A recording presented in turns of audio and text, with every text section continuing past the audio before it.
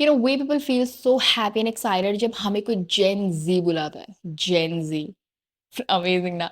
और हो भी क्यों ना, मतलब हम सबसे टॉप की जनरेशन है जो इतने ज़्यादा कूल है, डूड है, टेक्नोलॉजी फ्रेंडली है। Basically we live in a world of fashion.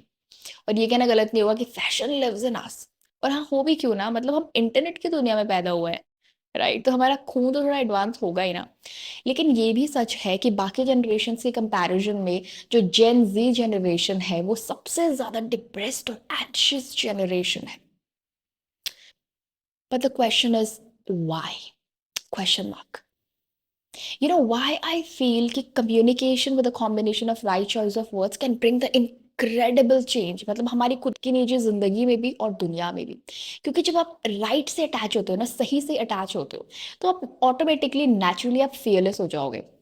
सोचो, आप मेंटली भी राइट हो कि आप अच्छा सोचते हो, आप फिजिकली भी राइट हो, आपके एक्शंस राइट है, आप इमोशनली भी राइट हो, ना ही आप किसी के इमोशंस का ज्यादा गलत फायदा उठाते हो। ज्यादा क्या मतलब, बिल्कुल ही गलत फायदा नहीं उठाते हो।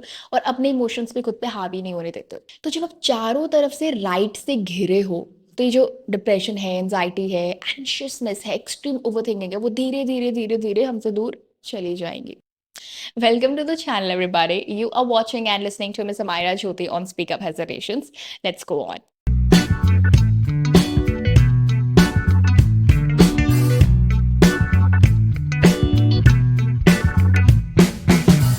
यार, हमारी जनरेशन का ये जो रिश्ता बनता चला जा रहा है ना बैड मेंटल हेल्थ के साथ, और जरूरी नहीं कि बैड मेंटल हेल्थ बहुत एक्सट्रीम लेवल की हो। पहले कोई चीज़ आपको अफेक्ट करेगी, फिर वो आपके जहन में घुसती है और अब वो बाहर ही नहीं निकल पा रही है।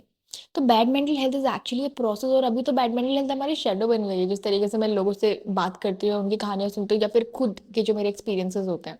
अगर आपने 4 घंटे अपने दोस्तों के साथ चिल किया और वापस अपने स्पेस में आने के बाद you're again questioning your existence, you're again over thinking on कि what's the purpose of my life, it's an example of bad mental health. It means आपने 4 घंटे अपने दोस्तों के साथ चिल नहीं किया, आपने 4-5 घंटों के लिए खुद को अपनी रियलिटी से हाइड किया, अपनी रियलिटी से दूर रखा।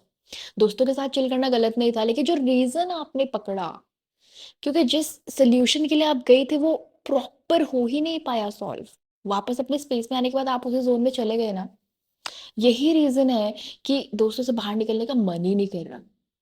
अकेले ना रह जाए, इस डर से लोग रिलेशनशिप में एंटर कर जाते हैं। I know number of people जिन्होंने खुद आके सामने से ये बोला है कि ब्रेकअप से डर लगता है, क्योंकि यार अकेले रहने से डर लगता है।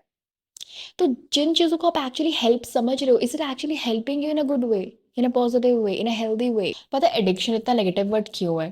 क्योंकि जब हम रियलिटी को हैंडल या मैनेज नहीं कर पाते ना, तो हम कोई ऐसी चीज करने लगते हैं जो हमें रियलिटी के स्ट्रेस और टेंशन से हमें दूर लेके जाती है। और चैलेंज वही है बेसिकली कि हमें सही रहकर सही सोच करना, उस टेंशन को, स्ट्रेस को मैनेज करने की कोशिश करनी है। और जब हम वो मैनेज वाला गेम नहीं खेल पाते, तो हम कोई ऐसी चीज पकड़ लेते हैं जो हमें रियलिटी से डिटैच कर दे।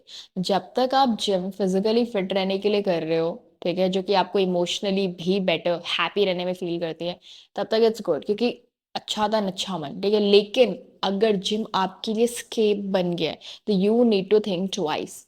स्मोकिंग, अल्कोहल, अगर आप इन चीजों से एडिक्टिव हो, तो डेफिनेटली देर इज समथिंग जिसे आप फेस नहीं करना चाहते, नहीं कर पा रहे हो या डर रहे हो। कुछ लोग कहते हैं कि हमारा एडिक्शन बहुत हेल्दी है, हेल्दी हेल्दी एडिक्शन है हमारा। मुझे लगता है कि अगर हेल्दी है तो एडिक्शन नहीं है, और एडिक्शन है तो हेल्दी नहीं है। बेसिकली यार होता ही है कि अगर आप किसी चीज से एडिक्टिव हो ना, इट मीन्स कहीं ना कहीं लिमिट पुश हुई है, लिमिट एक्सीड हुई है। कहीं ना कहीं आपको समझ में नहीं आया कि कहाँ रुकना है, कहाँ रुकना था, या कहाँ रुक सकते थे। तो again this is not very very right.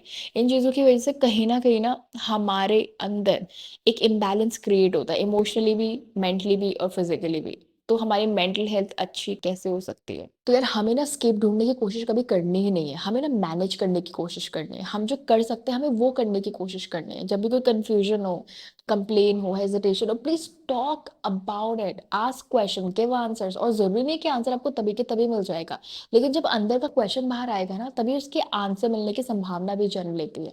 तो आपको अकेले बैठ के एक कोने में ना कुछ भी सॉर्ट आउट करने की, अकेले सॉल्व करने की कोशिश करनी ही नहीं है, because we need multiple brains to complete a certain task, and that's true.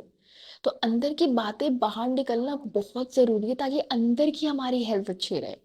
यार एक और एक छोटी सी गुजारिश है, जब भी कोई आपसे अपने सवाल जवाब लेके बैठे ना, कन्फ्यूजन क्लियर करने की कोशिश करे या कन्फेस आउट करने की कोशिश करे या डिस्कशन करने की कोशिश करे, तो please be a good listener, because good listening can actually heal somebody. Please be that help.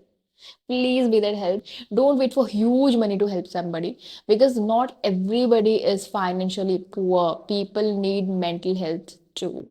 So let's join hand to live for good. Thanks for watching. See you in the next video. Happy Sunday.